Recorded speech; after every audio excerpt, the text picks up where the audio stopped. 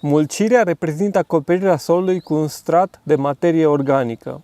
În acest episod vom afla de ce este important să mulcim, ce materiale putem să folosim la mulcire și cum se execută mulcirea solului. Primul beneficiu despre care aș vrea să discut în mulcirea solului este reținerea umidității în sol.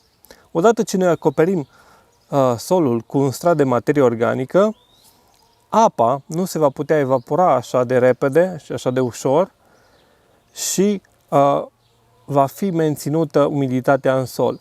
Pământul, dacă nu este acoperit, are o pierdere foarte rapidă a apei, deoarece vântul suflă și usucă, soarele încălzește solul și, de asemenea, ajută la evaporarea rapidă a apei. Ceea ce noi nu ne dorim ca și grădinari, pentru că vrem să avem un sol umed și vrem să udăm cât mai rar.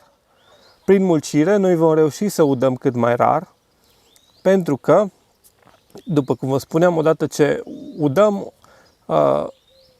solul va reține apa pe care noi am adăugat-o în sol mult mai bine. Al doilea beneficiu al mulcirii este faptul că se păstrează nutrienții în sol mai mult timp și ajută la hrănirea plantelor. După cum știți, apa prin ploaie, prin udare, spală nutrienții și îi îndepărtează de la rădăcinile plantelor noastre, ajungând în alte zone din substratul nostru.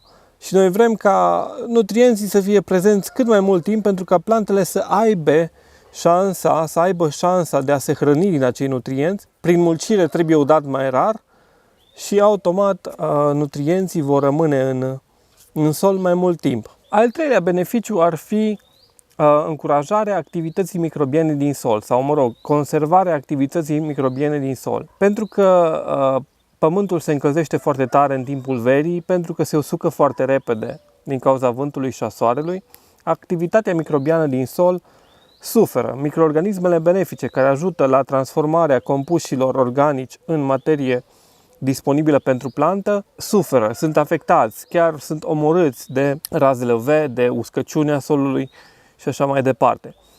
Prin faptul că noi avem un strat protectiv deasupra pământului, noi încurajăm activitatea microbiană pentru că pământul nu se încălzește așa de tare datorită stratului de mulci. Umezeala rămâne în sol mult mai mult timp, tot datorită stratului de mulci, și în așa fel activitatea microbiană este încurajată, rezultând în plante mai sănătoase, plante mai bine hrănite, plante mai viguroase și fructe mai gustoase și mai mari și o recoltă mai mare până la urmă. Al patrulea beneficiu al mulcirii, după cum ziceam și mai devreme, este controlul temperaturii.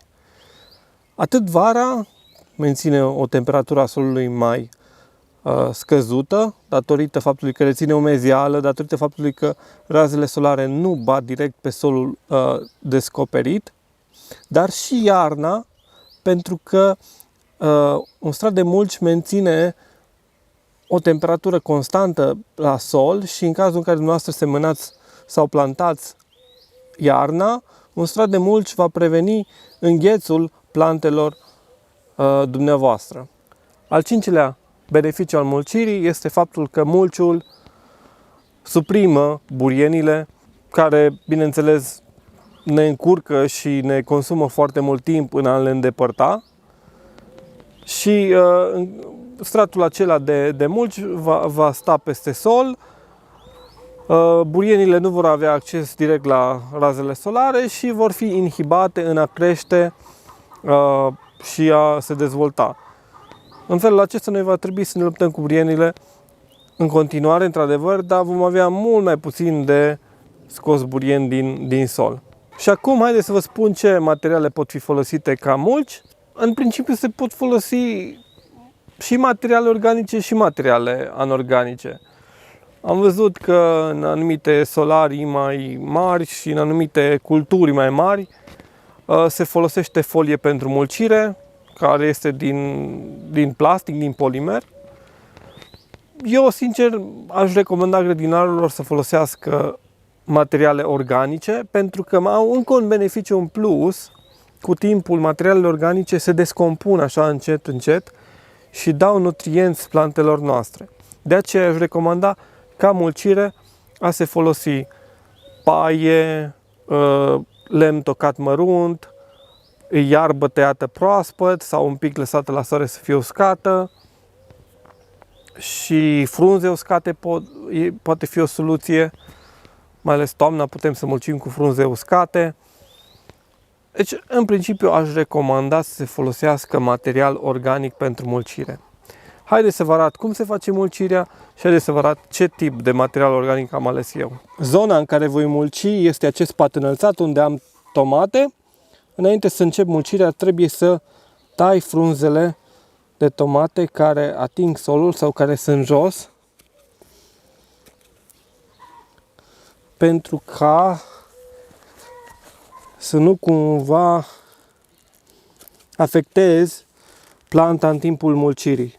Și de asemenea, plantele acestea care sunt foarte aproape de sol, oricum, frunzele acestea care sunt aproape de sol, oricum trebuie eliminate, pentru ca să nu existe riscul de a se îmbolnăvi planta, pentru că frunzele care ating solul pot să ducă boala mai sus pe plantă. Materialul cu care am ales să mulcesc este acesta, sunt paie. Voi mulci cu paie. Este un material organic.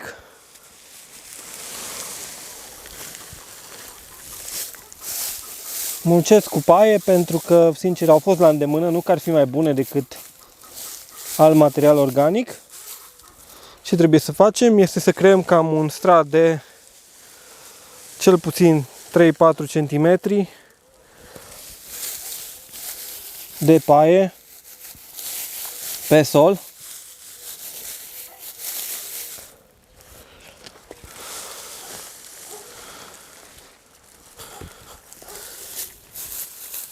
În felul acesta sunt aceste beneficii pe care vi le-am explicat în videoclip. Uitați ce frumos! Fiind și galbene, paiele, și reflectă soarele, vedeți? Imediat cum a răsărit soarele pe ele, au început să reflecte soarele înapoi. Deci este o barieră naturală, efectiv o barieră naturală împotriva razelor UV, împotriva deshidratării solului. Este o protecție. Sunt doar beneficii.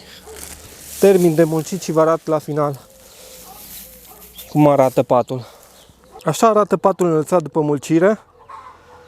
Acum paiele se vor mai compacta ele cu timpul, dar eu sunt foarte mulțumit pentru că știu cum va funcționa, cum va acționa acest strat de mulci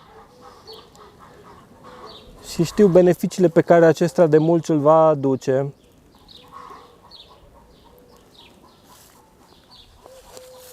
Dacă ți-a plăcut acest video, nu uita să-i dai un like, împărtășește și cu prietenii tăi acest video, poate vor și ei să afle cum stă treaba cu mulciul. Și te rog, abonează-te la canal pentru a urmări cât mai multe episoade de genul acesta. Ne vedem data viitoare, te salut!